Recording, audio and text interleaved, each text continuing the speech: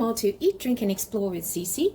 Today we are doing another dish for the Formula One Follow Along with Me on the Cooking Circuit playlist, and they are going to be in Imola, Italy, and that is in the Emilia-Romagna province of Italy, and it's going to be May 16th to the 18th. So, looking super excited for that, and we are going to do a very traditional regional dish of Emilia-Romagna, and it is a tortellini on brodo.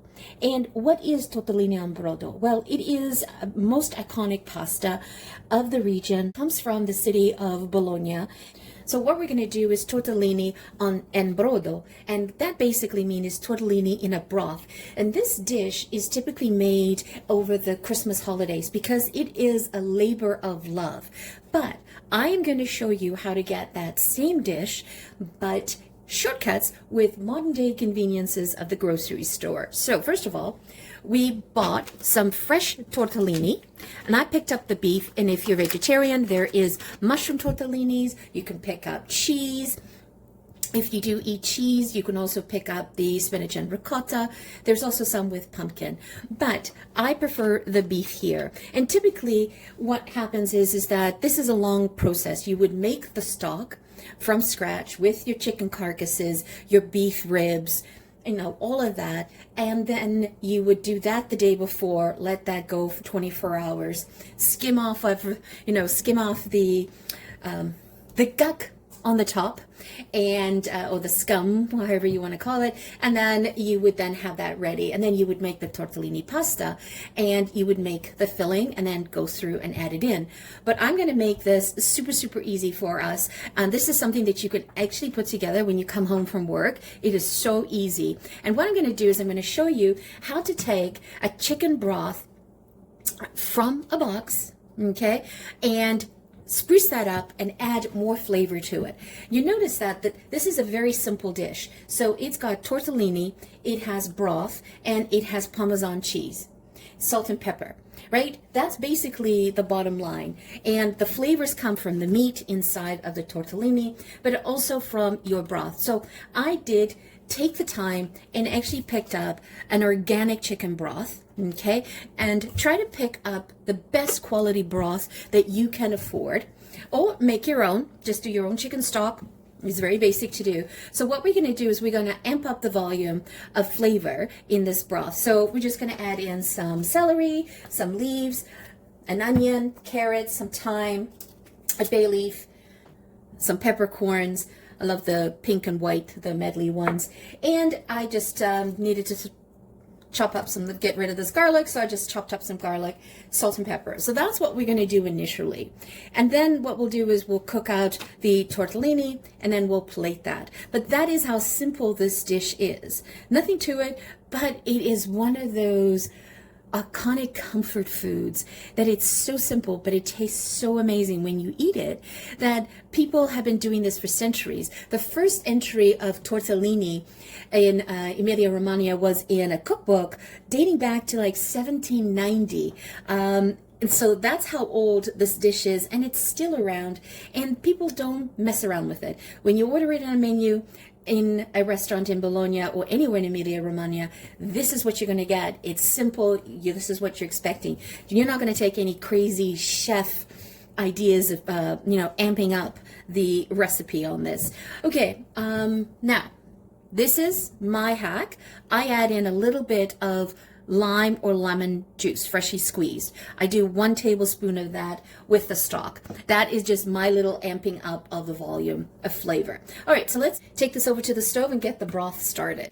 So depending on how many servings you want to make with this, I'm actually going to make 4 servings. But since I'm amping up the broth, I'm just going to do 2 of these so that I can have some extra in the fridge ready to go for another recipe. And the broth is pretty much clear in this dish as well, right? And you also want to take a look at the sodium component of your stock that you're using from the store, and just check it to see how much salt that you're going to add, so you can add this to taste.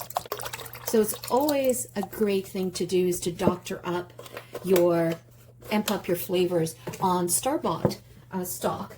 Doesn't hurt. I throw even skins and all. A couple of bay leaves. Don't even cut the celery. I just break it. Okay, so we're just going to bring that up to boil. And I'm going to throw in some fresh thyme. And the lemon or lime juice that you add will be added towards the end. You don't want to add it in right now. Just simmer that. We're going to do that for about, I try to do it about an hour. But if you don't have time, do it as long as you can before you have to put dinner on the table. Okay, so this has been going now for over an hour. But again, you do it as long as you have time, right? It's up to you. And I just have a bowl. So I have a bowl and a strainer. And all I'm going to do is just scoop them out because this is a clear broth. And so you see you have a little bit of the thyme leaves that fell off. And that's okay. You can leave that in because it adds some wonderful flavor. But traditionally, they don't use thyme, but I love thyme, so I love the flavor component of it. So you can see that it's definitely cooked down. So this is going to have some amazing flavor in here. And so what we're going to do now is pop in the tortellini. And I'm putting about 3 cups of tortellini in here. And you just want to cook them for, according to your package, right? So my package is 6 to 8 minutes. So you just want to bring that up, boil, set the timer. And I always err on the 6 minute and then I come and check it. And what I'm going to do is taste the broth. And I'm checking for saltiness. Yeah, definitely needs a little bit of salt. And also keep in mind that you're going to be putting some Parmesan cheese on top of this. So that's also salty, right? So you want to watch for that as well. Some pepper.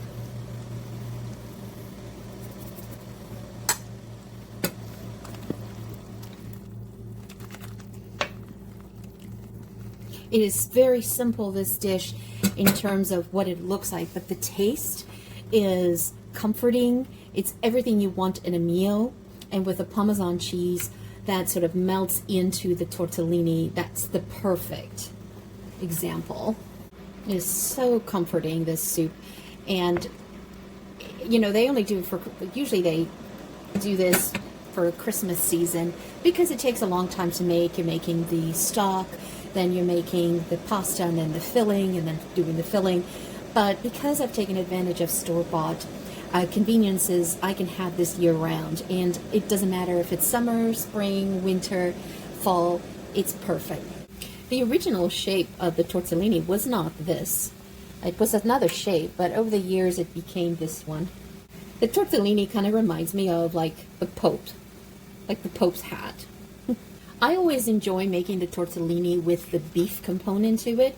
It is the closest to the authentic filling that you can get, because typically the filling that with the tortellini is they will mix pork with chicken with the meats that they had used in their stock. They would use that as a filling, and usually those meats to do the stock were the offcuts, you know, the bits and pieces that they had lying around that they needed to use up. So in modern day, they just do full beef. And I really like this brand Oliveri because it has the beef component and it is raised without antibiotics. And so I do like that. So we'll just let that go. And how do you check that your tortellini is done? Is just grab one. Stick your finger in it, your fork, sorry. Stick your fork in it. Goes through perfectly. And the only other way to know is to taste it. Probably could do with another 30 or 40 seconds. So that was 6 minutes. Okay, that is done. So let's move this over. So what I did over here is, so this is another thing that I'd recommend that you do as well for this particular dish, is you want to take your Parmesan Reggiano and you want to use a fine grater, and you want to get it grated down to this feathery consistency, because that's going to sort of melt into the soup. You don't want to use, you know, this pre-grated ones. They come like that. That's for other things. You don't want to use that also because it's super, super dry and it doesn't melt as quickly as we're looking for. So you definitely want to invest in that. If you can't find Parmesan Reggiano, look for Grano Padano, because that's also from Emilia-Romagna, and utilize that. Now what I'm going to do is I'm going to add in a tablespoon of the lemon or lime. It's up to you.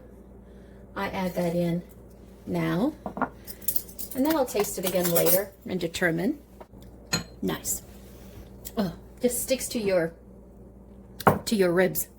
Next thing that I like to do when I serve this is I love to put just a little bit of butter at the bottom of the plate.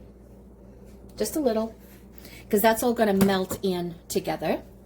So you guys can see. Look at that. Doesn't that look gorgeous? And this chicken stock is so comforting. So let's move that over. Bring the plate. And then what I do is I add a little bit of the Parmesan down at the bottom. So again, I'm doing layers of flavor, right?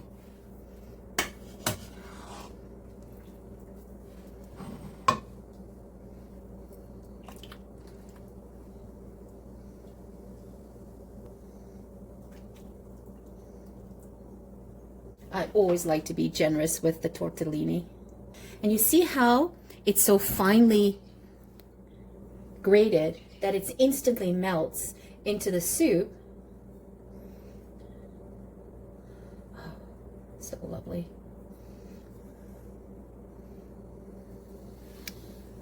And then I just do a little bit, little. And that is it. Doesn't that look gorgeous? Wow. And then I take a little bit of lemon or lime and just give it a couple of dollops.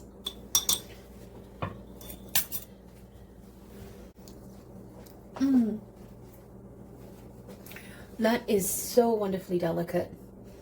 And I get the nuttiness from the Parmesan cheese, the saltiness from it, and then the beef that's inside the tortellini just melts in your mouth, and the broth is so comforting.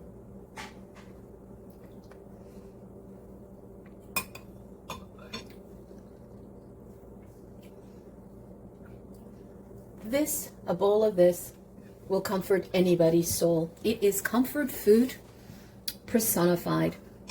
And, you know, just taking the time to amp up the chicken stock that you bought makes a world of difference. Making your fresh own stock is the best route to go, but we're short of time, so we were trying to do a quick hack to get the same meal on the table and have people enjoy these flavors. And once you try this and you really enjoy it, then, you know, your next batch, do the full chicken, make your stock from scratch. It is worth it. It's a labor of love, but it's definitely worth it.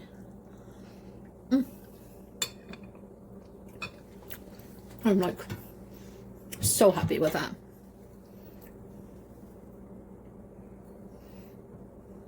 Can never have enough cheese. So there you have it, tortellini on brodo, which is a tortellini soup, and it is comfort. It is comfort food. It's yummy. I just do not have any adjectives to describe it. That's how much I enjoyed this. I'm lost for words. So thank you so much for joining me. And this is the Formula One Cook Along the Circuit with me. And they're going to be in Imola, Italy. And that's why I did the Emilia-Romagna. And that's where Imola is in the province. And it is, Emilia-Romagna is known as the breadbasket, the food basket of Italy and Europe, because that is the province that we get Parmesan Reggiano from, prosciutto, mortadella, tagliatelle alla bolognese, and you get the tortellini, and there's so many other things that come from there. It's incredible. So hope you enjoyed it. And if the race at Imola is going to anything like the race that happened in Miami, it is going to be an exciting race. I was on the edge of my seat watching this particular race in Miami the last 2 weeks ago, because it was Max Verstappen was on pole, then he lost it to Piastri, and then he was chasing, and then he was in position, he was in first position, but there was a virtual safety, and then Russell pitted and came out ahead of Verstappen. So Verstappen ended up not putting in any position. He ended up fourth, so I felt really bad for him on that situation. But again, Oscar Piastri was leading the race, and he's got all the points. He's the man of the hour. So hopefully we'll see some really amazing racing happening next week. All right. Once again, thank you so much for joining me. Hope you enjoyed this dish as much as I do. If you have not yet subscribed or hit that like button, do that now. Help us grow the channel. We are trying to grow this channel, and we need all the support from every one of you. I have noticed the stats. Most of you are viewing it, but not hitting like or subscribe. Can you just take a moment of your time and hit one of those buttons, preferably the subscribe button? That would really help us out a lot. Once again, thank you so much for joining me. Have a fabulous day. Ciao for now. Don't forget to hit subscribe.